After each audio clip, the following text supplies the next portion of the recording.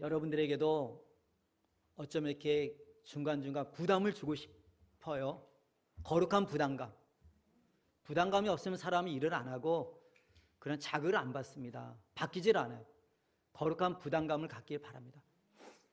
성경 읽기에 대한 부담감, 정말 기도에 대한 부담감, 이 은혜의 수단을 놓치지 않는 이런 부담감을 갖고서 정말 복된 한 해 되기를 간절히 바랍니다. 올 한 해 말씀드렸죠. 여러분 같이 우리가 이제 그 첫 주를 시작하는데 성경 읽기 시작하셨는지요? 여러분 어떤 일이든지 그곳에 헌신하지 않으면 아무것도 이루어지지 않습니다. 아무 일도 없습니다. 여러분 어떤 일이라든 간에 그곳에 마음을 들여서 시간을 들여서 헌신할 때 그곳에 진정한 열매가 있습니다. 올해 우리가 그리스도인이라면 성경 읽기에 여러분이 헌신하시고 시간을 내시고, 그래서 여러분이 한 해가 여러분한테 정말 복된 해가 되길 바라요. 그래서 저는 여러분들에게 그 창세기 1장부터 11장까지만 좀 빠르게 이렇게 얘기해도 그 내용을 갖다가 어느 정도 얘기할 때도 3시간이 걸립니다. 근데 저는 이 낮 예배 시간을 통해서 주어진 시간에 전체 구조를 조망한 성경 읽기, 이 목적을 갖고서 전체 구조를 조망하는 여기에 초점을 두고서 여러분 창세기부터 계시록까지 함께 계속해서 가기 원합니다. 여러분들은 이 책 뒤에 보면은 그 표가 나와 있죠. 도표가요. 여러분 펴시고서 창세기에 되면 오늘 창세기 처음 시작됩니다. 처음은 쉽죠. 처음이니까, 하나니까. 근데 66권까지 가야 됩니다. 그러면서 여러분들이 이 구조가 어떤가에 대해서 오늘서부터 창세기는 어디, 출애굽기는 어디, 레위기, 민수기, 신명기, 여호수아, 사사기, 룻기 이러면서 쭉 해서 있잖아요. 이 메모지에다가 시간 나면 그리십시오. 시간 나면 있잖아요. 그리셔서 이 전체를 있잖아요. 머릿속에 담길 바랍니다. 구조를 있잖아요. 구조를. 여기까지만 말씀드리고 창세기 이제 시작할 텐데요. 성경은 옛 언약인 구약과 새 언약인 신약으로 구성되어 있습니다. 구약은 문학 장르에 따라서 역사서 17권 앞부분에 있죠. 창세기부터 에스더까지. 그 다음에 중간에 시가서, 욥기서부터 아가서 5권이 있습니다. 그 다음에 이사야서부터 말라기까지 선지서 17권이 또 이렇게 있습니다. 신약으로 넘어가게 되면은 역사서 5권, 마태복음서부터 사도행전 5권, 그 다음에 로마서부터 유다서까지 21권의 서신서, 마지막 한 권 예언서, 요한계시록 이렇게 됐습니다. 문학 장르에 따라서 이와 같이 구약도 세 부분으로 나눠지고요. 신약도 세 부분으로 나눠집니다. 거기에 중요한 것은 역사입니다. 역사. 왜냐하면 사실이니까. 그래서 역사서 여러분들이 이렇게 쭉 기본으로 쭉 가기를 바라고요. 이 역사를 그 기본으로 해서 이 역사 속에서 특별히 이제 우리가 구약을 살펴볼 텐데 시가서는 여러분이 그 남과 북이 나누어진 이스라엘의 남과 북이 나누어진 BC 930년 연도만 잊지 마십시오. 930.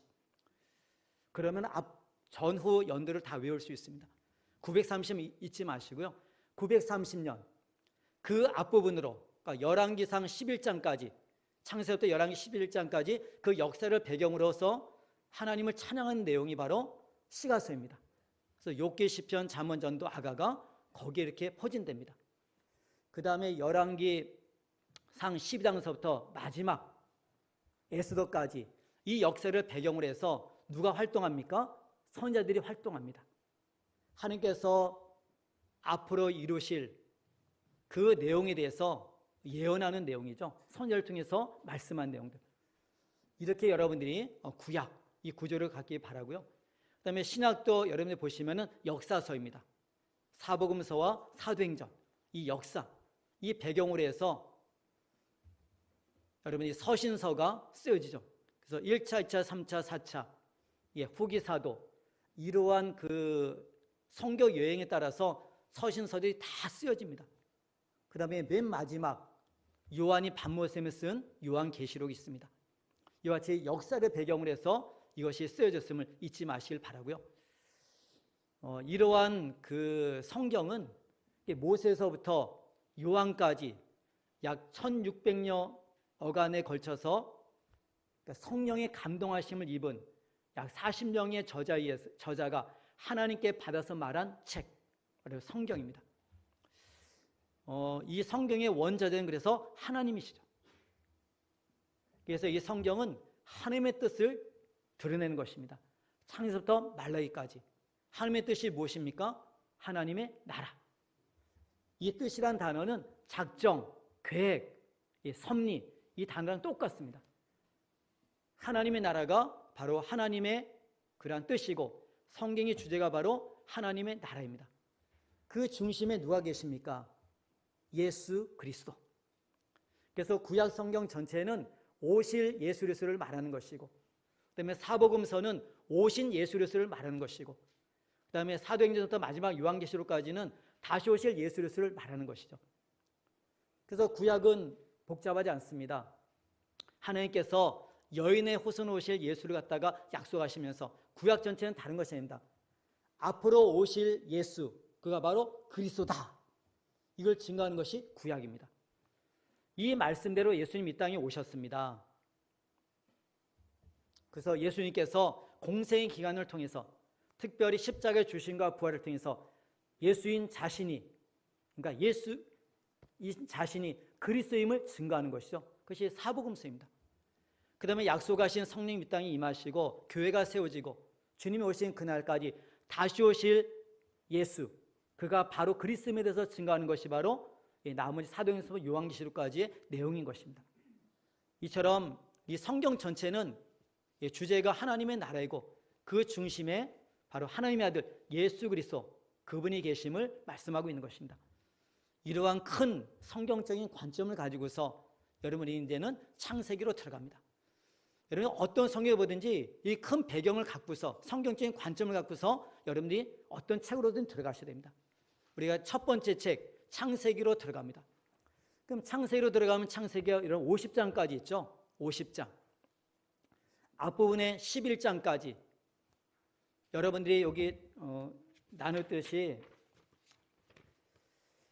먼저 여기 도표에 창세기를 보시기 바라요. 성경 읽을 때에도 먼저 여기를 확인하길 바라요. 태초에 모든 것의 기원이 하나님께로부터 시작됐구나. 그러면서 1장서부터 11장까지 4개의 단어가 있죠. 12장서부터 50장까지 4개의 단어가 있죠. 그러면서 거기 보면은 믿음이 가장 먼저이고 그 다음에 할례이고 그 다음에 율법임을 얘기하고 있죠. 이 순서만 알아도 여러분들이 성경을 이해하는 데 도움이 되고 이단에 빠지지 않습니다. 그 다음에 그 핵심적인 구절이 창세기 1장 28절에서 딱 언급해놨죠. 작은 글박스 안에 요약해서 다 넣어놨습니다. 이걸 먼저 여러분 단어 확인하신 다음에 성경을 창세기를 쭉 50장까지 읽으시고 그 다음에 여러분 요약하는 입장에서 다시 한번 보시길 바라요. 그래서 머릿속에 남는 것이 있습니다. 기억하길 바랍니다. 여러분 우리가 이제 거기 뭐 검색 프로그램이 있어요. 그러니까 구글, 유명한 구글이 있죠. 우리나라 또 네이버가 있죠. 근데 이 그 검색 프로그램이 어디서 착안을 해서 그걸 엔진을 만들었을까요? 검색 엔진을. 성경입니다. 이 방법. 여러분 성경 가까이 있으면은 정말 하나님의 지혜 속에서 여러분들이 놀라운 것을 발견하게 돼요. 성경에 보면 알로에가 나오죠. 알로에.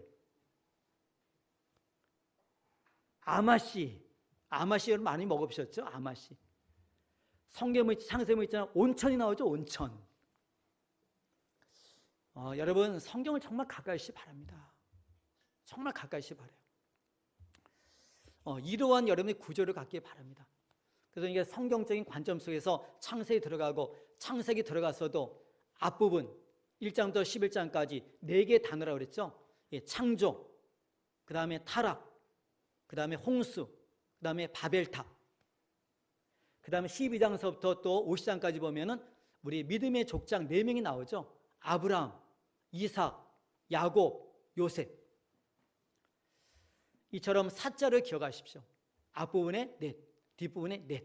이 단어를 기억하면 창세기 50장까지 내용이 그냥 들어옵니다.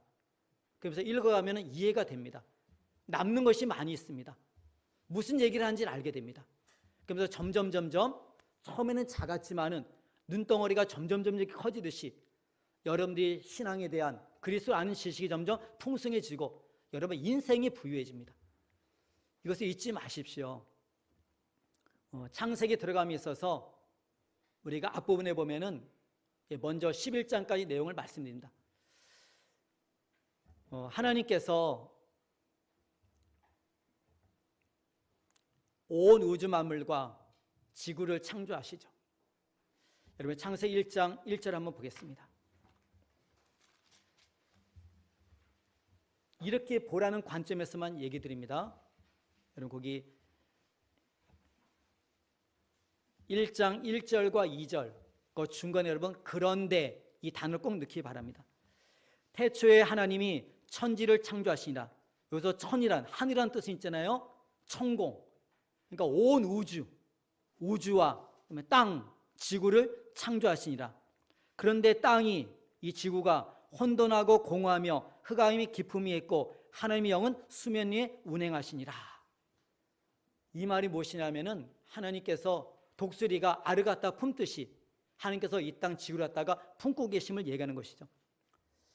그러면서 우리가 알다시피 첫째 날 빛, 둘째 날 궁창, 셋째 날 땅과 바다 나누이고, 그래서 땅이 30이고 바다가 70%죠. 우리 신체도 똑같죠. 우리 몸도 있잖아요. 똑같습니다. 우리 신체가 있잖아요. 우주라는 겁니다. 그러니까 그래서 여러분들이 배우실 때도 요 손에도 보면 있잖아요. 다 지압할 때도 다 배우죠. 쫙 몸에 다 있죠. 여러분. 귀에도 몸에 대한 게 다 있습니다. 건강하시려면 박수도 많이 치시고 귀도 많이 비비시고 있잖아요. 많이 걸으시고 맨발로 있죠. 여러분에게 보시면서 우리 신체도 물이 70%입니다. 그때 여러분들이 좋은 물 많이 마십시오. 기본입니다. 건강의 기본. 좋은 물 많이 마십시오. 이처럼 하나님께서는 이와 같이 땅과 바다를 갖다가 나누시고 그 다음에 거기에 필요한 채소와 그 다음에 나무를 갖다가 또 창조하시죠. 여러분 이 질서를 보세요. 이 초목이 있기 위해서는 뭐가 필요합니까? 빛이 있어야 되죠. 공기가 있어야 되죠. 물이 있어야 되죠. 아시겠습니까, 여러분? 하나님은 질서의 하나님이십니다. 그냥 만들지 않습니다. 그 다음에 해와 달과 별, 일월성신을 만드시고 그 다음에 공중의 새와 바다의 물고기를 만드시고 마지막 날에 땅의 짐승을 만드시고 그 맨 마지막 순서에 누굴 만듭니까요? 인간. 이 지구의 또 우주의 모든 운행되는 것은 누구를 위한 것입니까? 누구를 위해서 이 모든 것을 만드셨죠? 하나님의 형상대로 지음받은 우리 인간을 위해서. 그리고 이러한 인간의 하나님께서 복을 주셨죠. 하나님께 복을 주셨습니다. 복이 뭡니까요? 하나님의 나라. 땅에 충만하고 땅을 정복하고 땅을 다스리라. 하나님의 나라 3요소. 백성과 땅과 통치. 그래서 창세기 1장 28절이 그 말씀하는 것이죠. 하나님께서 복을 주셨습니다. 하나님의 나라. 이거 하나님의 뜻입니다. 그래서 인간의 어떤 넘어짐에도 불구하고 하나님의 작정하심은 일정해요. 그래서 하나님은 하나님 자신이 이루십니다. 그것이 여러분 성경 이야기입니다. 하나님이 이루십니다. 하나님의 나라. 이러한 복을 주셨는데 그래서 에덴 동산에서 그들이 정말 기쁨을 누리면서 하나님과 함께하는 복된 복락원. 그래서 이 복을 갖다가 계속 누리게 하기 위해서 그 중앙에 보면 선악을 알게 하는 나무가 있죠. 이거 볼 때마다 내가 주인이고 너는 청지김을 잊지 말라. 이 질서 속에서 이 복을 누려라. 그래서 우리 인간의 목적은 하나님의 영광을 드러내는, 하나님의 영광을 반영하는 삶, 바로 그 하나님을 다 예배하는 삶, 이것이 바로 행복임을 성경에서 말씀하고 있죠. 하나님과 함께하는. 이러함 속에서 여러분 창세기 3장 가서 보시면은 죄가 들어오죠. 사탄이 누굴 통해서 접근합니까요? 하와를 통해서. 언약을 맺은 것은 아담입니다. 아담이 범죄하죠. 하나님의 뜻은 이겁니다. 근데 이 뜻을 갖다 맞추지 못했습니다. 그것이 바로 죄입니다. 불순종입니다. 그 깊은 뿌리는 이기심에 있습니다. 욕심에 있습니다. 이 질서 속에서 사탄의 유혹에 넘어가서 하나님이 되고 싶은 것. 그가 선택한 것은 사탄의 제안을 선택하죠. 하나님의 말씀이 있음에도 불구하고. 그래서 선악을 알게 나무를 갖다가 따먹게 되죠. 그래서 인생은 죽게 된 것입니다. 반드시 죽으리라. 하나님은 반드시 죽여야 됩니다. 인생은 반드시 죽어야 됩니다. 어느 누구도 예외 없이. 그래서 한 사람으로 말미암아 죄가 세상에 들어오고 죄로 말미암아 사망이 왔습니다. 여러분 왜 죽는지 알고 죽음을 맞이하시길 바라요. 그렇게 하고 죽음 넘어가 무엇이 있는지를 알고서 여러분 예수 그리스도를 바로 믿기 바랍니다. 죽음이 들어왔죠. 그래서 그들은 그곳에서 쫓겨납니다. 떠도는 인생, 나그네 인생이 됩니다. 바로 신라권 다 잃어버렸죠. 그 속에서 우리가 잘 아는 가인과 아벨이 태어나죠. 최초의 살인이 가정에서 벌어집니다. 가인이 아벨을 죽입니다. 하나님께서는 아벨 대신에 셋을 주십니다. 이 가인의 후손이 계속 흘러가면서 그들은 세상의 문화를 만듭니다. 세상의 문화.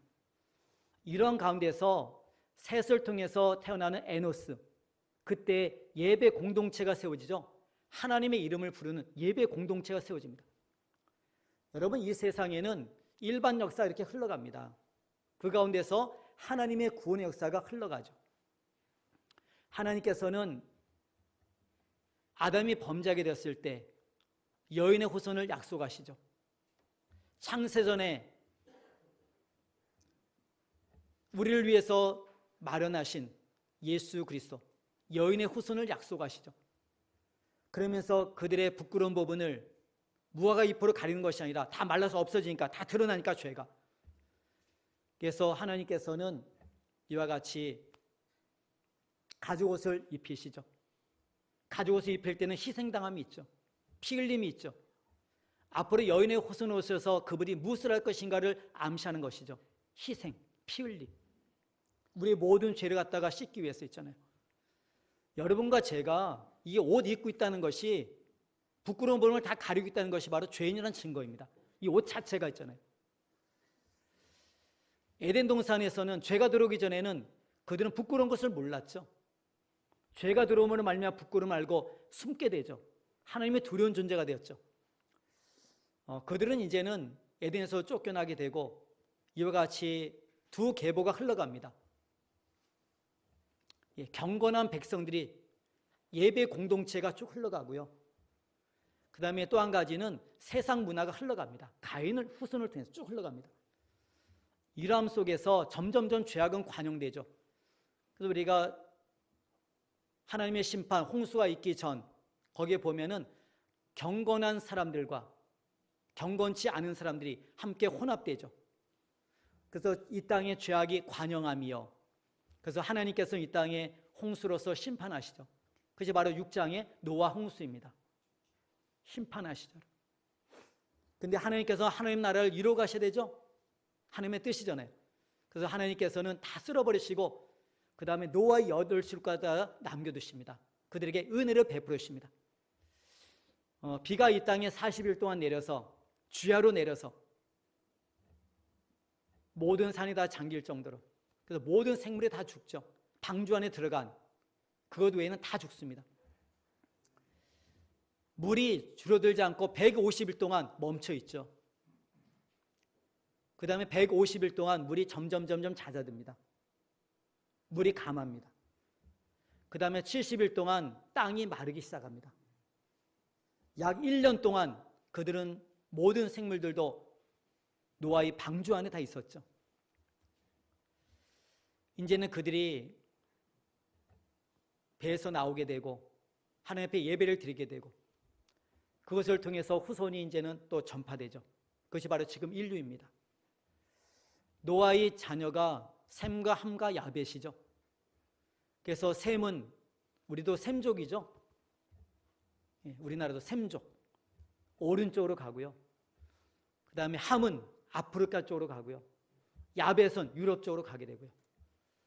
이제 흩어지게 되는데 이처럼 노아의 홍수 그것을 통해서 하나님께서 심판하시고 그 다음에 은혜를 베푼 그 노아의 식구들이 다시 그들을 통해서 후손이 이렇게 전파될 때 하나님께서는 다시는 홍수를 통해서 심판하지 않겠다는 언약을 하시죠. 그것이 무엇입니까? 무지개. 여러분 비 온 다음에 무지개 뜰 때 야 무지개 아름답다 이것만 생각하지 마시고 하나님의 언약을 기억하십시오. 마지막 날까지 다시는 홍수로서 물로서 이 땅을 심판당하지 않습니다. 마지막 때 남겨서 불의 심판이 남아있는 거죠. 물 심판은 없습니다. 뭐 쓰나미가 있고 뭐 어쩌고저쩌고 얘기했지만 걱정할 필요 하나도 없어요. 뭐 수면이 올라가서 뭐 북극이 녹고 남극이 녹고 와서 물이 올라가서 어떻게 되고 걱정할 거 하나도 없습니다. 하나님이 이 땅을 갖다가 물로서 심판하지 않을 것을 약속하셨죠. 무지개. 이제는 그 노아의 이 식구들을 통해서 이 후손들이 퍼지게 되는데 그 가운데 함 자손 가운데 니무롯이 있습니다. 니무롯이 신할 평지에다가 무엇을 지게 됩니까? 바벨탑. 바벨탑. 하늘 꼭대기까지 우리가 짓자. 왜 그럴까요? 하나님의 약속을 못 믿으니까. 또 홍수 날까 봐 살려고. 하나님이 말씀했잖아요. 땅에 충만하라. 흩어지라고요. 아담에게도 말씀하셨고 노아에게도 똑같은 약속하시고 그러나 축복을 주셨는데 그들은 흩어지지 않으려고 바벨탑 쌓게 되죠. 그때 하나님께서 내려오셔서 그다가 흩으시는데 뭘로 흩으십니까요? 언어를 다르게. 그래서 혼잡, 바벨이라는 뜻입니다. 혼잡. 그때 벨릭이라는 사람이 태어난 해 이와 같이 이 혼잡, 바벨탑 사건이 있게 됩니다. 다 흩어지게 되죠. 여러분 일반 역사는 이렇게 흘러갑니다.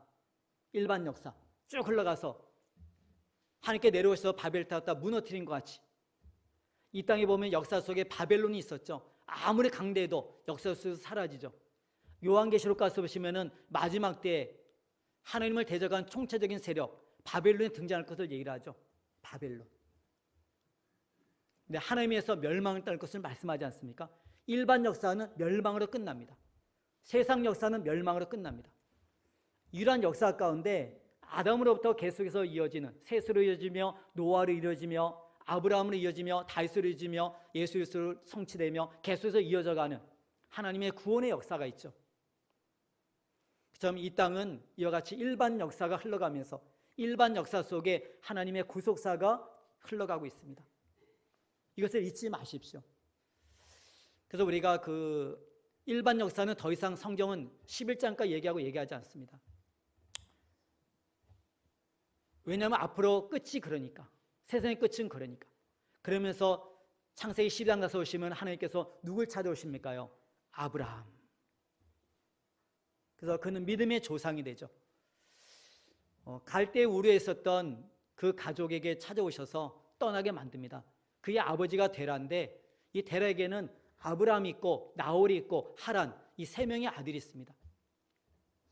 근데 이 하란은 일찍 죽고 그에게서 아들이 있는데 바로 롯입니다. 그래서 아브라함에게는 조카죠. 조카. 그래서 이제는 아버지 데라도 죽게 되고 그 다음에 마지막 동생 하란도 죽게 되고 그 다음에 조카 롯은 남게 되고 그 다음에 아브라함과 나홀만 있죠. 그래서 아브라함 75세 때 하나님께서 하란에서 아브라함에게 나타나서 말씀하죠. 내 본토 친척 아비 집을 떠나서 내가 네게 지시할 땅으로 가라. 내가 복이 될 것이고 내 후손을 말미암아 모든 민족이 복을 얻을 것이다. 그래서 이 말씀을 따라 아브라함이 움직이죠. 근데 이 가나안 땅에 딱 들어가 보니까는 기근이 옵니다. 기근이 옵니다. 그때 아브라함은 애굽으로 내려가죠. 애굽에 내려가서 하나님을 경험해요. 야, 애굽 왕 바로도 하나님을 두려워하는구나. 이것을 경험한 다음에 많은 물질을 갖고 조카 롯이랑 그곳에서 다시 가나안으로 돌아옵니다. 그런데 이 물질이 많으니까 물질 때문에 또 싸우게 되죠. 아브라함의 목자들과 롯의 목자들이 서로 다툽니다. 그럴 때 하나님을 경험했었던 이 아브라함이 조카 롯에게 말합니다. 네가 우하면 내가 좌하고 네가 좌하면 내가 우하겠다. 그래서 이 롯은 소돔과 고모라 그 땅, 정말 아름다운 땅 택해서 떠납니다. 그럴 때 하나님께서 아브라함에게 나타나 말씀하죠. 동서남북을 돌아봐라. 내가 너와 함께 있어서 이 땅을 너와 내 자손에게 주리라. 가나안 땅, 지금 이스라엘이잖아요. 너와 내 자손에게 주리라. 여러분, 눈에 보이는 그 아름다운 것, 눈에 보이는 부유한 것, 이게 복이 아닙니다. 누가 함께하면 됩니까요? 하나님. 척박한 땅이건 사막이건 어딘간에 하나님이 내가 너와 함께하리라. 이 땅을 너와 내 자손에게 주리라. 그것이 바로 축복의 땅이 되죠. 가나안.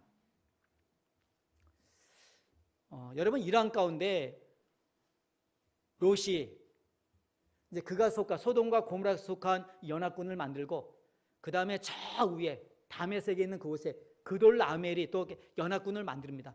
그동안에 계속 조공을 바쳤는데 안 바치니까 쳐들어오게 되죠. 이 싸움 속에서 롯이 속한 이 연합군이 패합니다. 다 잡혀가요. 그때 아브라함이 자기의 그 집에서 길러온 318명 그 군사를 이끌고서 쫓아가서 롯과 그 모든 것을 갖다 다 되찾아오죠. 그때 맞이하려는 사람이 멜기세덱입니다. 살레망 왕이면서 재생했던 멜기세덱. 히브리서도 나오죠. 성경에 딱 세 군데 나옵니다. 이 멜기세덱. 그가 아브라함을 축복하죠. 그때 아브라함이 그에게 열의 하나를 드립니다. 하나님이 하셨습니다. 열의 하나 드리죠. 그때 그 소돔 왕이 롯이 살고 롯의 그 살던 그 왕 소돔 왕이 아브라함 그 백성들만 나한테 다 보내고 전리품 네가 다 가져가. 그럴 때 아브라함이 노! 나 싫어. 너 다 가져. 왜냐하면 치부할까 봐. 누가 하셨죠? 하나님이. 근데 그 소돔 왕이 내가 이렇게 아브라함이 해줬어 이럴까 봐 다 거절합니다. 근데 이 조카 롯은 다시 소돔에 머뭅니다. 그 뒤에 하나님께 나타나서 아브라함이 말하죠. 내가 너의 방패와 상급이다. 아니 하나님, 저에게는 자식도 없는데요. 내 집에 있는 종 엘리에셀이 상속자가 될 겁니다. 아니다. 하늘을 봐라. 별을 봐라. 내 자손이 이와 같을 것이다. 그때 아브라함이 그것을 믿게 되죠. 그것을 하나님께서 의로 여기셨다고 얘기해 주고 있습니다. 여러분, 우리가 히브리서 11장 1절 말씀, 믿음은 바란 것들의 실상이요 보지 못한 것들의 증거라고 하죠. 바라는 것이 무엇입니까? 내가 바란 내 소원이 아니라 하나님께서 약속하신 약속이죠.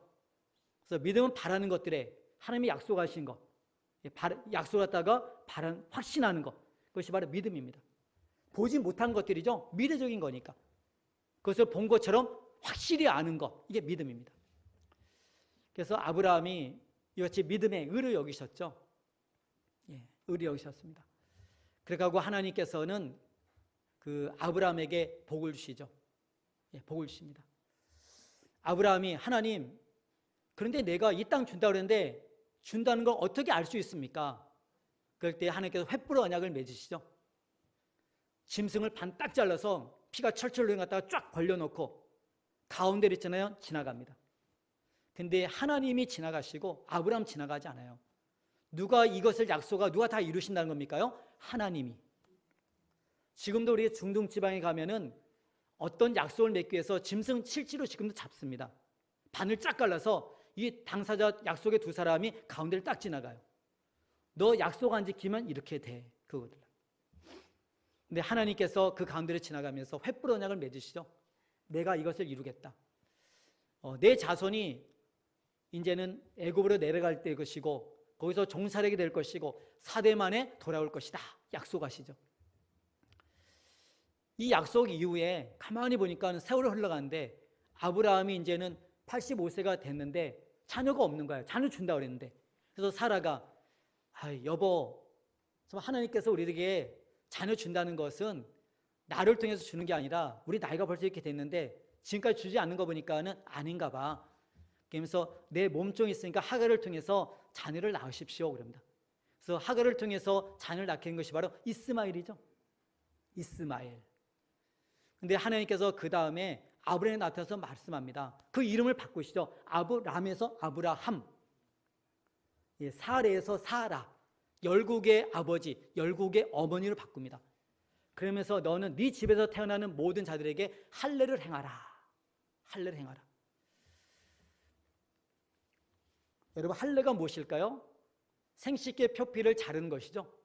그 말이 무엇입니까? 잘렸다는 뜻입니다. 끝이라는 뜻입니다. 그런데 하나님께서는 아브라함에게 말씀하죠. 내 아내 사라를 통해서 자녀가 내년에 태어날 될 것이다. 이라죠. 아유, 하나님, 내 나이가 이제 100세 다 됐고요. 부인은 90세 다 됐는데요. 그런 소리 하지 마시고 이스마엘이나 내 상속자 되기를 원합니다. 아니다. 사라에게서 태어날 그 아들을 통해서만이 내가 언약을 맺을 것이고 그 이름을 갖다가 이삭이라 하라. 웃죠, 여러분. 웃습니다. 사라도 웃고, 에이, 하나님 뭐 농담하시나?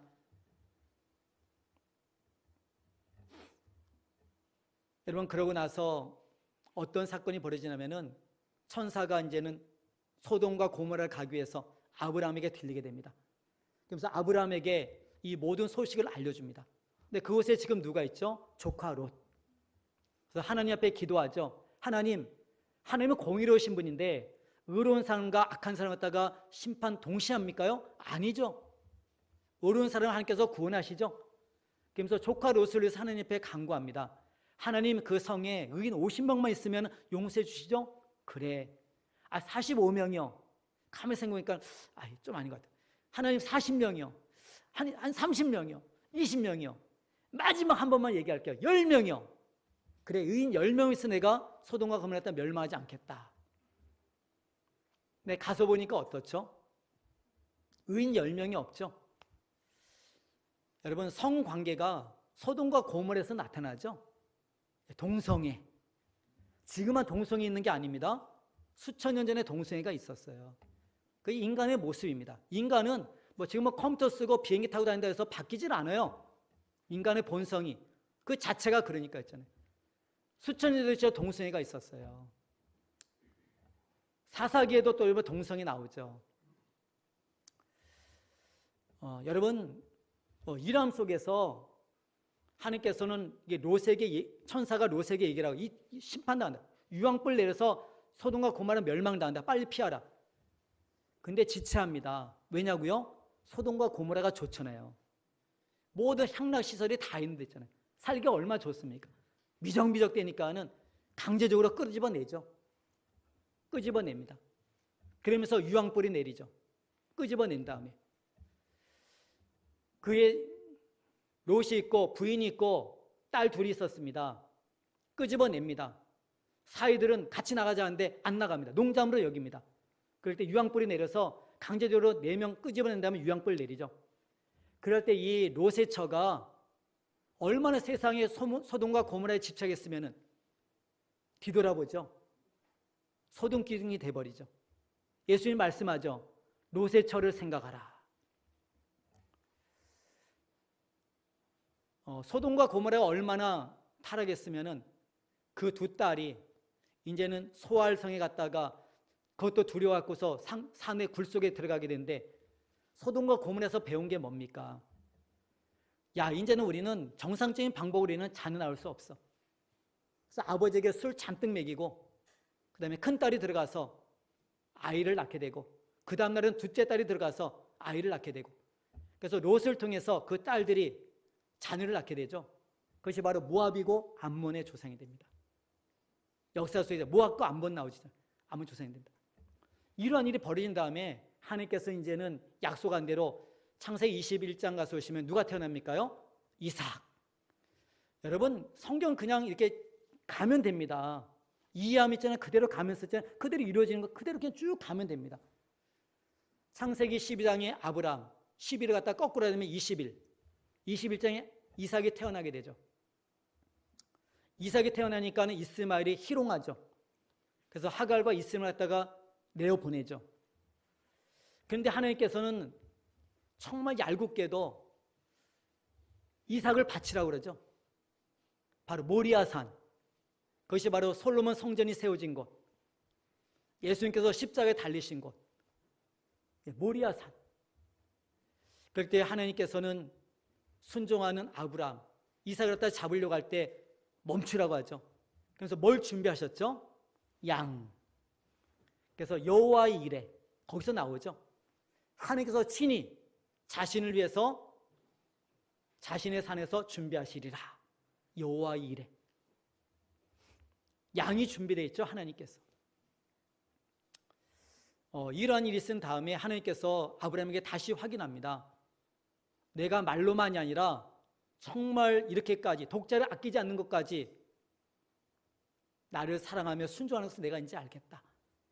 그래서 우리가 야고보서 2장 20일 이하에 가서 보시면은 아브라함을 언급하기 전 믿음이 그의 행함과 함께 일하고 행함으로 말미암아 믿음이 온전하게 되었다. 믿음과 행함은 하나입니다. 믿는데 왜 이렇게 안 삽니까, 여러분? 이렇게 살 때만이 믿는 것이 온전한 것이죠. 그게 믿음입니다. 머릿속에 있는 게 아닙니다.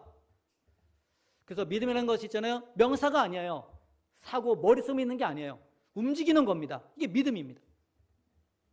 그래서 거기 보면은 아브라함과 우리가 잘 아는 기생 라합을 언급하면서 믿음이 무엇인가를 얘기해주고 있죠.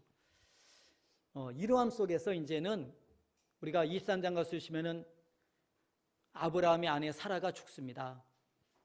그래서 이제는 아브라함이 이삭의 아내를 구하기 위해서 자기의 고향 땅으로 종을 보내죠. 거기서 누굴 데려옵니까요? 리브가. 그리고 아브라함이 그 후에도 이제는 그 사라가 죽은 다음에도 그에게는 처가 있었어요. 첩이 있었습니다. 그래서 여러분들이 혹시 이제 그런 노래 알죠? 아브라함의 노래 알죠? 아들이 있었는데요. 그 중에 하나 이렇게 나오죠.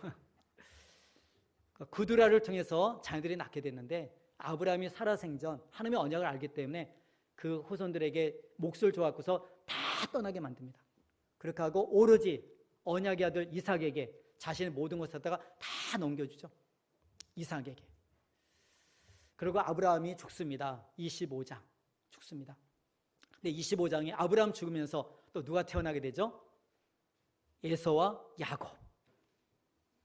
에서와 야곱. 그래서 그 가운데 이제 그들이 자라서 에서는 사냥꾼이고 야곱은 어머니 품속에서 자랐고, 그래서 아버지 이삭은 에서를 좋아하고 어머니는 리브가는 야곱을 좋아하고. 근데 이런 상황 속에서 이제는 에서가 나가서 사냥하고 돌아왔는데 허기져 갖고서 배고파서 죽을 지경이에요. 근데 팥죽을 쓰고 있죠, 야곱이. 야, 그거 한 그릇 줘. 그럴 때, 형, 이거 줄 테니까는 형 장자권 나한테 줘. 야, 장자권이 문제나 내가 죽게 되는데 너 가져. 팥죽 한 그릇 팔아버리죠. 성경은 말합니다. 에서가 망령되이 행하였으며 망령된 자. 이 축복을 잃어버리죠. 그러나서는 하나님께서는 이삭이 이제 또 기근이 들어서 애굽으로 내려가는데 멈춰. 내 아버지 허락한 이 축복 너한테 다 줄 거야. 약속하시죠. 그래서 그가 이제 그랄 땅에 멈춥니다. 블레셋 속에 그랄 땅인데 멈춘데 그곳에서 지낸 동안에 그가 복을 받죠. 100배의 복을 받습니다. 그럴 때 그 땅의 사람들이 시기하죠. 너 떠나. 계속 떠납니다. 다시 부엘세바로 오게 됩니다. 그래서 하나님을 예배합니다. 예배하게 됩니다. 참 이러한 그 사건이 있은 다음에 이제는 이삭도 나이가 들게 되고 눈이 침침해서 안 보이죠. 그러니까는 마지막 이제 자기가 그래도 언제 죽을지 모르니까 죽기 전에 아들에게 축복하기 위해서 에서에게 넌 사냥꾼이니까 나가서 사냥해 와서 별미 만들어서 가져와 그럽니다. 내가 마음껏 너에게 축복할게. 그래서 에서가 나간 사이에 이 소식을 리브가가 딱 듣고 나서 이삭 이리 와. 아니 저기 야곱 이리 와. 이리 와. 너 내가 시킨 대로 해. 그러면서 별일 만들 테니까는 아버지에 가서 축복 다 받아. 아유, 아버지가 형은 알잖아요. 이렇게 털도 북실북실하고 만져보면 알고 형의 그 향치, 냄새를 맡아서 알 텐데 목소리도 이렇게 다른데 어떻게 내가 갑니까? 모든 저주는 내가 받을 테니까 내가 시킨 대로만 해. 그래서 털 있잖아요. 짐승의 털 다 이렇게 입고 있잖아요. 에서처럼 변장한 다음에 들어가서 축복받죠. 축복을 받습니다. 근데 나중에 이제 사냥에서 들어온 에서가 이 소식을 알고 나서 죽이려고 하죠. 그럴 때 리브가가 야, 한날에 두 아들 다 이러면 안 된다. 그래갖고서 이제는 이삭에게 얘기해서 야곱을 갖다가 자기 오빠 집으로 보내죠. 야곱에게는 외삼촌, 라반의 집으로 보냅니다. 밧단 아람 쭉 가져 있잖아요. 그 가는 길에 누구를 만나죠? 베델에서 하나님 만나죠. 하나님이 계신 그곳이 하나님의 집 만납니다. 한 군데만 볼까요? 창세기 28장입니다. 창세기 28장 15절 되겠습니다.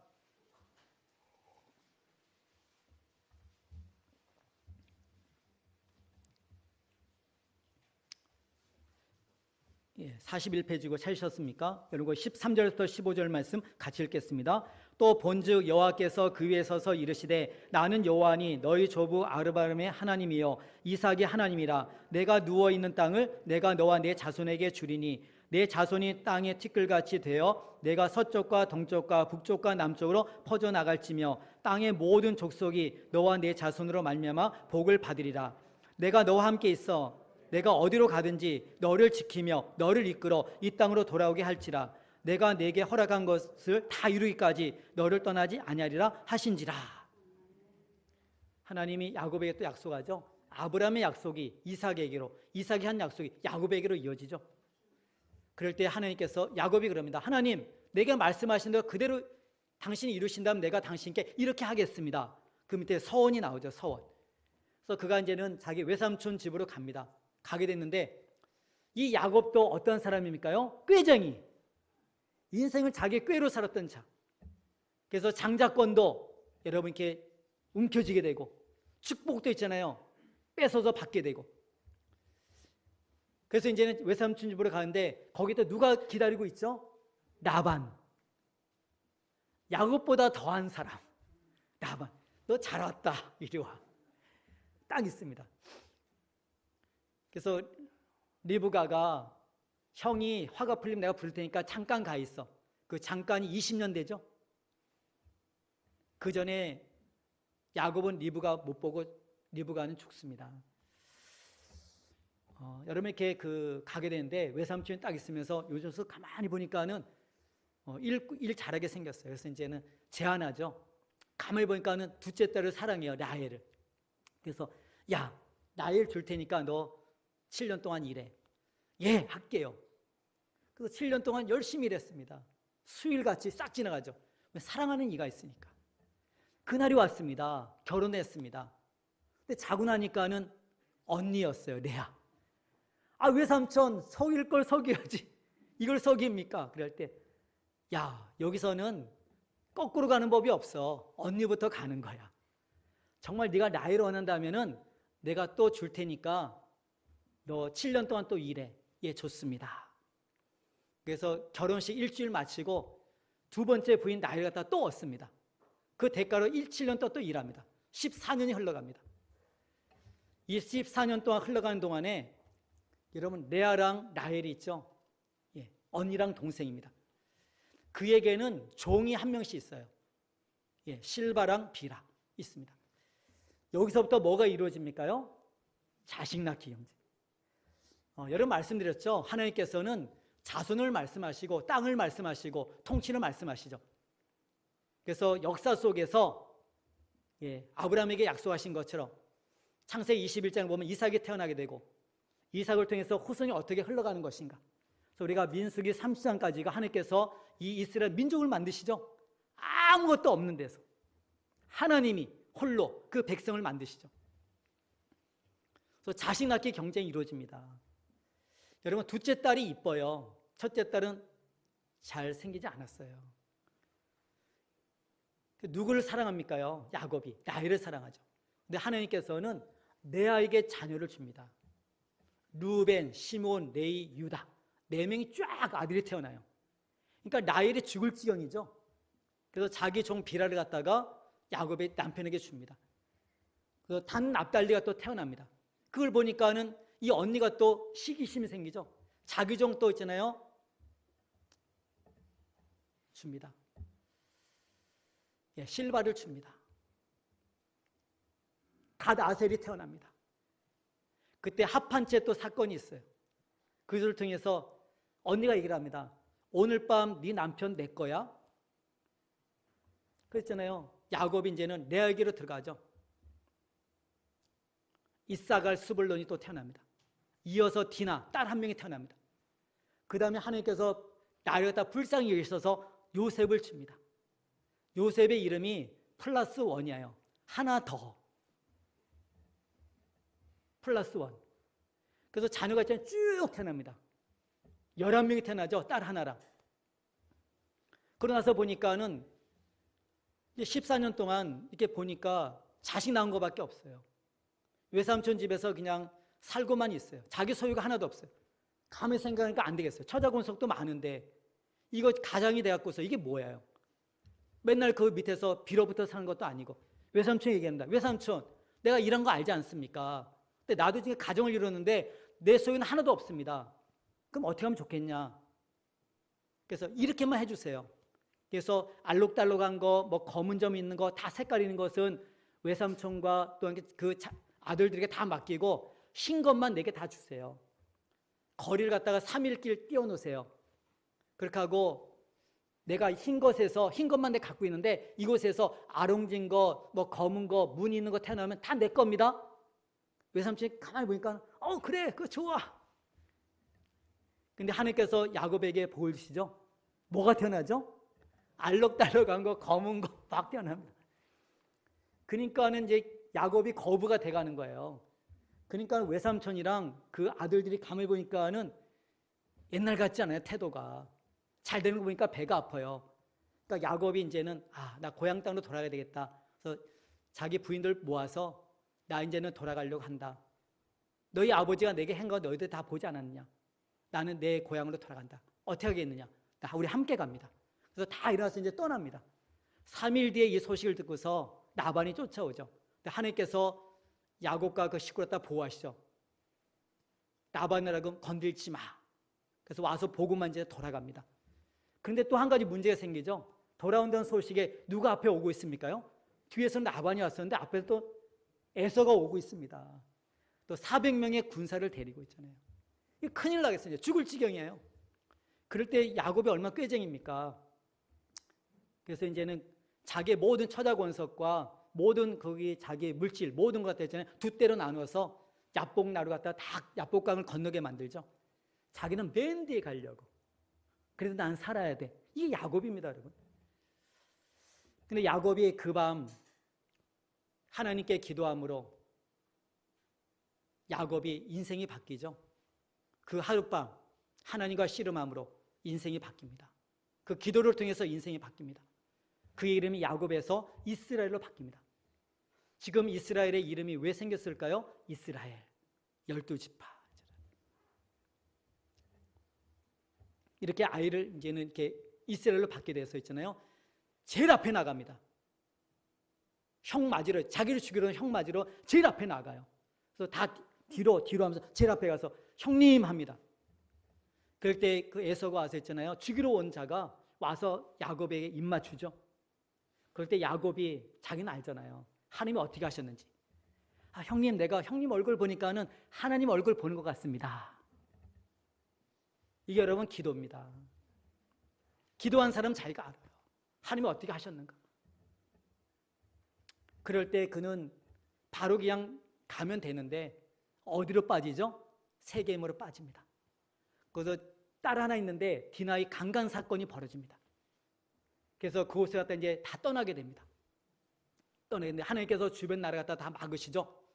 그 백성 보호하십니다. 두렵게 함으로 건들지 마. 그래서 야곱과 그 일행들이 자녀들이 쭉 내려옵니다. 내려가서 이제 자기 아버지가 있는 곳 헤브론까지 가기 위해서 쭉 가는 가운데 이제는 베델에 들리게 돼요. 베델에 가 있을 때 베델이 어떤 것이죠? 형 피해서 도망가다가 하나님을 만난 곳 베델. 하나님 이런 분입니다. 내가 너와 함께함으로 반드시 이곳에 돌아오게 하겠다. 세겜이란 새끼로 빠집니까? 그러한 사건을 통해서도 반드시 여기 오게 만드십니다. 하나님을 이길 인생은 없습니다. 그래서 다 내려놓고 우상들 다 내려놓고 자기 은근패물 다 내려놓고 상수리나무에 다 묻어버리고 지금까지 나면서부터 지금까지 나와 함께 하시는 하나님, 그분께 내가 베델에 올라가서 예배를 드리려 한다 하면서 다 올라가죠. 그래서 베델에 돌아옵니다. 베델에 와서 그가 고백합니다. 예배를 드리면서 엘 베델, 베델의 하나님. 하나님은 성취하셨죠. 이루셨죠. 야곱은 20년이라는 세월 동안에 어려움 속에서 하나님 잊고 지냈지만 하나님 그와 함께 하셔서 보호하시면서 인도해 오셨죠. 엘 베델. 베델에서 이제는 자기 아버지 있는 곳 헤브론 내려가기 위해서 쭉 내려가는 길에 베들레헴쯤 오게 됐을 때 라헬이 또 자녀를 낳습니다. 마지막 자녀 베냐민. 근데 그 자녀를 놓으면서 죽어요. 죽어가면서 이야기합니다. 베노니, 슬픔의 아들. 어미 없이 이제는 자라게 되는구나. 아들이 태어나서 기뻐야 되는데 죽어가면서 있잖아요. 어미 없이 내가 너에게 젖도 못 물리게 되는구나. 그러면서 이렇게 자라게 될 걸 바라면서 슬픔의 아들합니다. 근데 야곱이 이곳을 보면서 무슨 베노니야. 그래서 베냐민, 오른손의 아들. 내 품이 안고 이 잔을 내가 기를게. 약속하죠. 그래서 라헬은 그곳에 죽습니다. 베들레헴에서. 그래서 이제 쭉 내려와서 이삭을 만나게 되고 이삭 거기서 죽게 되죠. 창세기 35장. 이삭 죽게 됩니다. 이제는 누가 남습니까? 아브라함 죽고 이삭 죽고 이제는 야곱과 후손이 남게 되죠. 이제는 그 밑에 이야기, 요셉 이야기가 37장부터 시작됩니다. 요셉과 베냐민이 야곱에게 있어서 어떤 아들일까요? 맨 끝에 낳았을 뿐만 아니라 사랑하는 그 여인에게서 낳은 아들, 맨 끝에 난 아들, 애지중지 기릅니다. 편애함 속에서 기릅니다. 그러니까 자기 이복 형제들의 그 비리를 갖다가 아버지에게서 다 구해바칩니다. 그러니까 좋아할까요? 싫어할까요? 싫어하죠. 그런데다가 꿈 2가지를 꿉니다. 꿈 얘기를 해줍니다. 더 화가 났습니다. 그래서 기회를 봐서 어떻게 해야지. 근데 이제 양치로 이제 멀리 떠났는데 아버지가 형들 잘 있는가 보고 하라 해서 이제는 요셉이 쫄래쫄래 갑니다. 가서 형들 만났는데 형들이 저기 야곱이니까는 야, 저 녀석 우리에게 꿈 얘기했지. 그 꿈 이루어지는가 보자 하면서 했잖아요. 웅덩이다 던져버리고 지나가는 그 상인에게 팔아버리죠. 그래서 요셉이 내려갑니다. 애굽으로 내려갑니다. 여러분, 요셉이 이렇게 안 하면은 애굽으로 내려갈까요? 아니죠, 여러분. 한 군데만 찾아보겠습니다. 시편 여러분 105편입니다.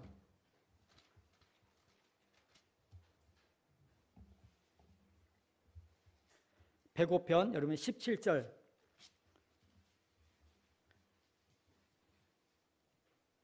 17절 이하 여러분 거기 23절까지 읽는데요. 나머지 이야기 37장서부터 나머지 50장까지 이야기가 이 절 속에 다 들어있습니다. 17절부터 거기 여러분 23절 같이 한번 읽겠습니다. 그가 한 사람을 앞서 보내셨으며 요셉이 종으로 팔렸도다. 그의 발은 차고를 차고 그의 몸은 쇠사슬에 매었으니 곧 여호와의 말씀이 응할 때까지라. 그의 말씀이 그를 단련하였도다. 왕이 사람을 보내어 그를 석방하며 뭇백성의 통치자가 그를 자유롭게 하였도다.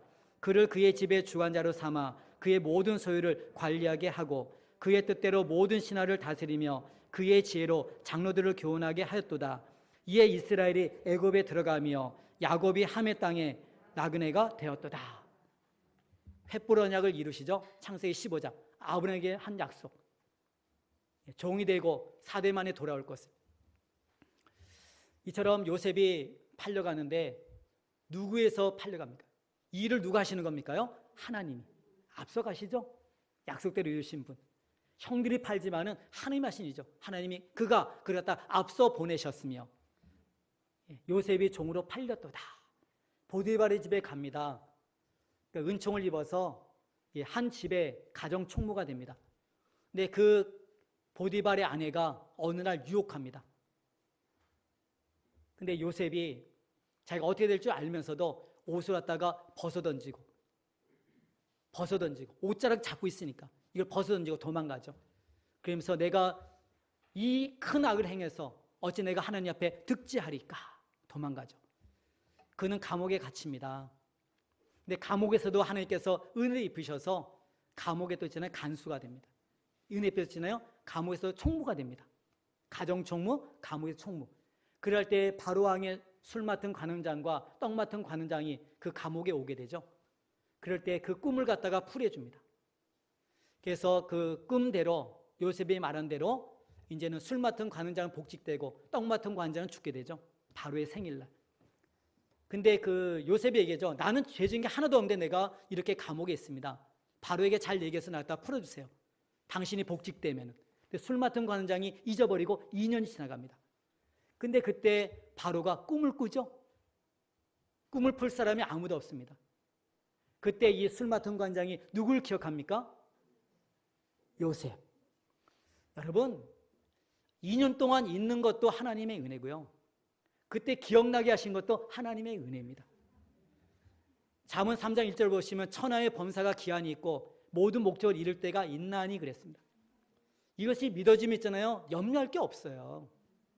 여러분의 계획대로 되어 오시나요, 인생이 여러분? 하나님을 믿으시기 바랍니다. 그분을 신뢰하시기 바라요. 그분의 때에 그분의 방법이 있어요. 가장 좋은 때에 가장 좋은 방법입니다. 아무리 몸부림쳐도 있잖아요. 그게 아닙니다. 그 의지하고 믿고 순종하면 나가면 됩니다. 이럴 때 바로 앞에 서게 됩니다. 꿈을 풀이하게 됩니다. 그러면서 모든 사람이 다 있잖아요. 동의해서 애굽의 총무가 됩니다. 여러분, 가정 총무, 감옥의 총무, 그 다음에 있잖아요, 국무총리가 되죠. 애굽의 국무총리, 2인자. 그래서 그가 이제는 땅 조세법을 갖다가 이제는 다 이렇게 만들죠. 7년 동안 풍년될 것이니까는 모아놓고 7년 동안 흉년될 것이니까는 그때 팔면 됩니다. 그래서 애굽의 모든 땅을 갖다가 다 있잖아요, 사들입니다. 바로 것을 만들어서 다 조세법을 만들죠.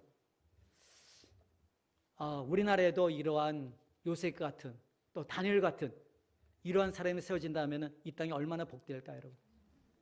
예, 꿈의 사람, 비전의 사람, 하나님의 사람. 그래서 애굽에 말하죠. 사브나 바네아, 생존자의 양심. 당신이 우리를 갖다 살렸습니다. 애굽 전체가 있잖아요. 요셉을 갖다 사랑하죠. 당신이 우리를 살렸습니다. 그럴 때 애굽뿐만 아니라 주변의 모든 국가 다 기근이 들어서 이 야곱의 아들들이 이제는 양식을 사러 옵니다. 그럴 때 요셉이 딱 보니까 꿈대로 이루어지죠. 꿈을 생각하고, 구약에 보면은 꿈을 통해서, 나귀를 통해서, 우밈과 둠밈, 제비뽑기를 통해서 하나님께서는 자신의 뜻을 말씀하시죠. 꿈이 뭡니까? 우리가 꾸는 이 꿈이 아닙니다. 여러분, 쓸데없는 꿈 꾸면서 얘기하지 마십시오. 꿈 얘기하지 마세요. 꿈이라는 거 있잖아요. 약속이에요. 하나님 약속. 그래서 요셉은 있잖아요. 그 꿈을 갖다 붙든 거예요. 약속을 붙든 거예요. 그래서 17세에 끌려가서 국무총리 30세 되죠. 13년 동안 이 말씀을 붙들고 있었죠. 어떤 고난 속에서도 하나님 말씀을 갖다가 성취하신다. 그래서 꿈이 여러분 이루어집니다. 그래서 꿈을 생각하고 그 형제를 보게 되죠. 그러면서 2번에 걸쳐서 그 진위 여부를 갖다가 형제들이 정말 바뀌었는가, 저들이 정말 회개했는가, 그것을 알아가죠. 이 2번을 통해서 마지막 때 그들의 모습을 보면서 요셉이 자신을 갖다 밝힙니다. 나 요셉입니다. 이때는 이 형들이 놀라죠. 왜 놀랍니까요? 요셉의 꿈을 생각하고. 요셉 팔았잖아요. 그 꿈 이루어지는가 보자.